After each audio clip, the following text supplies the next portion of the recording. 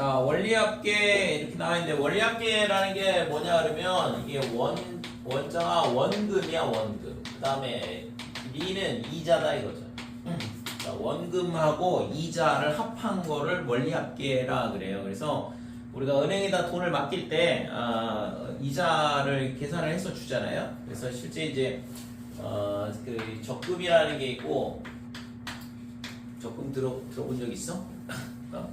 적금은 매달 똑같은 금액을 납입을 하는 거죠. 은행에다가 이제 맡기면 그거 이자를 계산해서 뭐 6개월 있다 또는 1년 있다가 내가 이제 그걸 한꺼번에 받는 거를 적금이라고 그러는데, 그 다음에 뭐가 있냐 그러면 할부가 있어요. 할부. 보통 이제 핸드폰 살 때 우리가 뭐 24개월 할부를 하든가 뭐 36개월 할부를 하든가 뭐 이런 식으로 하잖아. 기입값 낼 때. 그래서 내가 당장 물건을 받고 그거를 있잖아 한 1년이든 2년이든 내 걸쳐서 이렇게 조금씩 나눠서 갚는 거를 할부라고 그래. 그 다음에 이제 연금이라는 게 있어. 그러니까 연금은 이제 돈을 이렇게 납입을 하고 나중에 뭐 예를 들어서 요즘에는 뭐 만 65세 이상이 됐을 때 이제 그거를 내가 매월 얼마씩 받는 거를 연금이라고 그러는데, 그래서 실제 이제 이 원리합계에 대한 문제가 이제 세 가지가 있는데 요 할부하고 연금하고는 교육과정에서 빠졌어요. 그래서 적금 하나만 남았거든. 그래서 요 하나 계산하는 방법에 대한 것만 정확하게 잘 이해를 하면 되고, 그래서 이 원금과 이자를 계산할 때 우선은 이거는 뭐 경제 상식이니까 단리법이라는 게 있고 그 다음에 이제 복리법이라는 게 있어. 시험에서 할부랑 연금은 안 나오는 안 나와. 교육과정 회니까 안 나오겠지 당연히. 설마 나오겠어.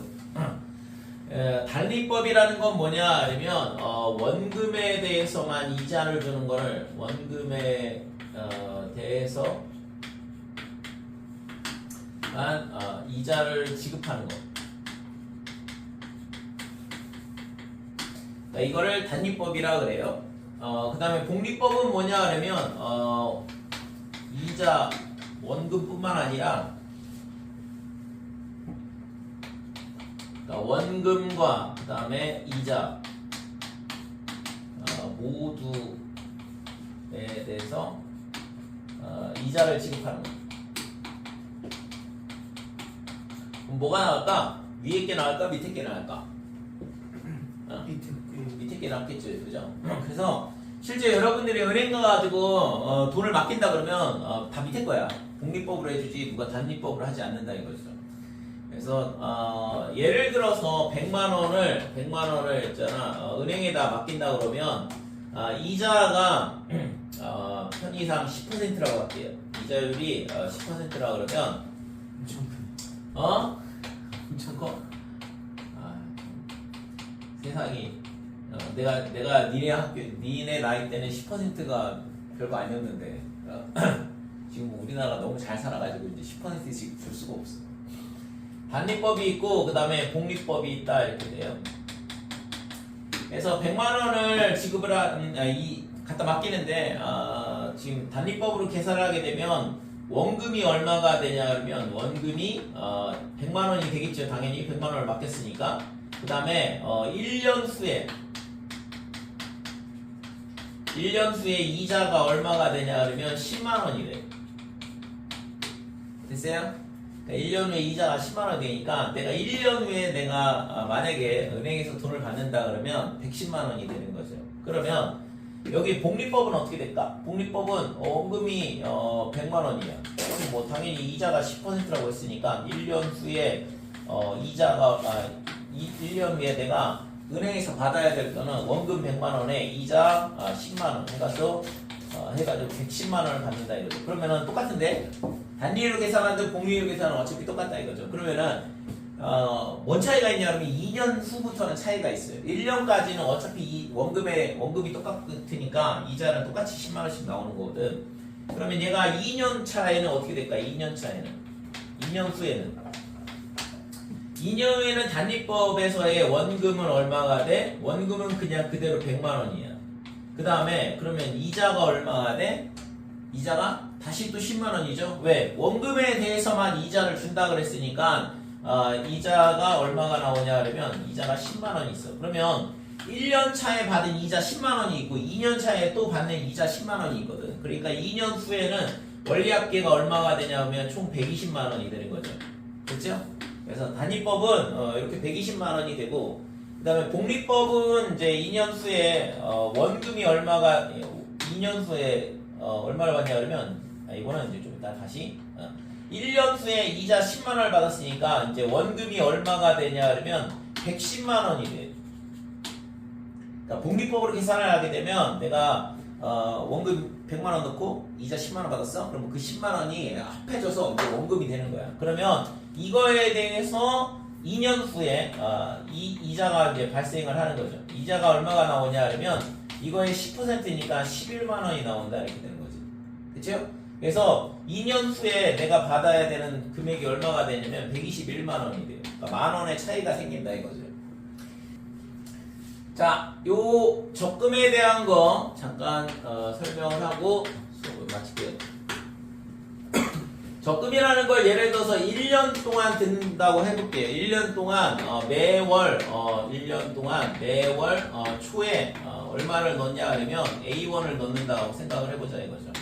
그 다음에 그러면 이제 이자율이 있을 텐데 이자율이 얼마가 되냐 그러면 R 이렇게 되는 거고, 퍼센트가 아니고 R 그러면 0. 얼마 이렇게 되게 0.03 그러면 3%가 되겠죠. 그래서 이자율을 R이라 이렇게 하면 그러면 첫 번째 1월 초에 A1을 넣게 되고, 그 다음에 2월 초에 또 A1을 넣는다 이렇게 돼요. 그 다음에 3월 초에도 마찬가지로 매월 A1씩 넣는다 그랬으니까 이렇게 되겠지. 그러면 이제 마지막으로 넣는 게 언제냐 그러면 12월 초에 A1을 은행에다가 입금을 하겠죠. 그러면 내가 있잖아 언제 돈을 받냐 그러면 12월 말에 이제 뭐가 되냐면 이자 계산을 하게 되는데, 그래서 내가 은행에서 찾는 거는 이제 딱 만 1년이 됐을 때, 그래서 1월 1일부터 찾을 수가 있는 거죠. 그러니까 1월 초에 넣으면 12월 말에 이게 월 말에 이자가 계산이 되거든. 그러면 이제 내가 진짜 찾는 거는 실제에서는 뭐 1월 1일부터 찾을 수 있는데, 자 그러면 얘가 1월 초에 넣은 게 얘가 했잖아 월 이자율이라고 하고 매월 이자가 붙는데 월 초에 넣은 건 월 말에 이자가 붙어요. 그래서 2월 초가 되면 그 돈이 얼마가 되냐 하면 A의 1 더하기 R이다 이렇게 돼요. 그래서 A 곱하기 1은 원금인 거고 A의 R은 이자가 되는 거죠. 됐어요? 그래서 얘가 뭐가 되냐 그러면 2월 초에 내가 은행에서 실제는 찾을 수는 없지만 적금은 1년간을 반드시 들어야 되니까, 근데 2월 초에는 요 돈이 이만큼 늘어난다 이렇게 되는 거죠. 그러면 2월 초에 이게 원금이 되는 거고, 그러면 3월 초에 얘가 또 이자가 한 번 더 붙겠죠. 그러면 다시 얘가 원금이니까 여기에다가 이게 원금에다가 다시 또 1 플러스 R을 곱해야 되잖아. 그래서 여기가 제곱이 돼요. 그래서 이게 1월 말에 이자가 붙어서 2월 초에 이렇게 표시가 되는 거고, 그 다음에 2월 말에 이자가 붙어서 3월 초에 이렇게 표시가 되는 거고, 그러면 얘가 이자가 1월 말, 2월 말, 3월 말, 4월 말 이렇게 붙어가지고 12월 말에는 12번의 이자가 붙게 된다 이거죠. 됐어요? 그래서 이 돈이 어떻게 되냐 그러면 12월 말에는 A의 1 더하기 R의 12제곱 이렇게 된다고. 그러니까 처음 넣은 거는 이자가 몇 번 붙냐 그러면 12번 붙는다 이렇게 돼. 그러면 두 번째 넣은 거는 어떻게 될까? 얘는 3월 초에 1 플러스 R이 될 거고, 그러면 이자가 한 번 덜 붙겠죠? 그죠? 그러니까 얘는 A의 1 플러스 R의 11제곱 이렇게 돼. 그럼 얘는 이자가 또 한 번 또 적게 붙으니까 A의 1 더하기 R의 10제곱 이렇게 된다 이거죠. 그러면 12월 초에 넣은 거는 이자가 한 번 붙겠지? 12월 말에. 그래서 얘의 원리합계는 1 더하기 R 이렇게 되는 거고.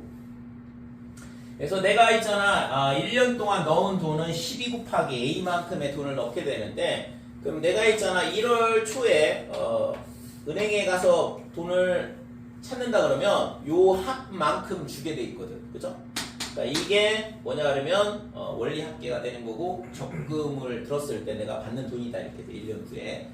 자 그러면 얘는 뭐냐 그러면 등비 수열이 돼요. 공비가 1 플러스 R이 되잖아. 그래서 지금 이 원리 합계는 어떻게 되냐면 1 플러스 R에 빼기 1 이렇게 돼요. 공비 빼기 1. 첫째 항은 얘가 첫째 항이죠. 그래서 A에 1 더하기 R 이게 첫째 항이 될 거고 그 다음에 뒤에는 1 플러스 R에 이게 항수가 몇 개냐 그러면 12개가 돼. 그러니까 12제곱 마이너스 1이다. 이게 내가 받아야 되는 적금의 원리 합계가 되는 거죠. 지금 분모의 마이너스는 왜 하는 거예요? 뭐라고? 분모의 마이너스. 등비 수열 합구할 때 공비 빼기 1 하잖아. R 빼기. 아, 그러니까 여기서는 공비가 1 플러스 R이거든. 그래서 1 플러스 R에서 1을 빼는 거다 이거죠. 그래서 결국에는 R분의 A에 1 더하기 R에 그 다음에 1 플러스 R에 12제곱 마이너스 1 뭐 이런 식으로 계산이 되는 거죠. 이 공식을 외우는 거 이거 공식처럼 외우는 게 아니고 실제 있잖아. 이런 식으로 계산하면 되는 거니까. 됐지요? 그래서 이게 적금 계산하는 방법이거든. 그래서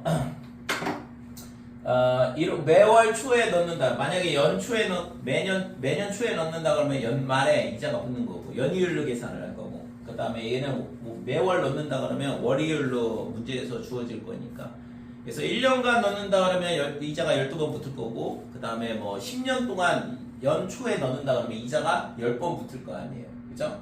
그래서 매번 물어보는 게 월초, 연초에 집어넣고 월말, 연말에 얼마가 되냐 이렇게 물어본다고. 그러니까 이자 붙는 거에 대한 것만 계산을 잘 해주면 되는 거죠.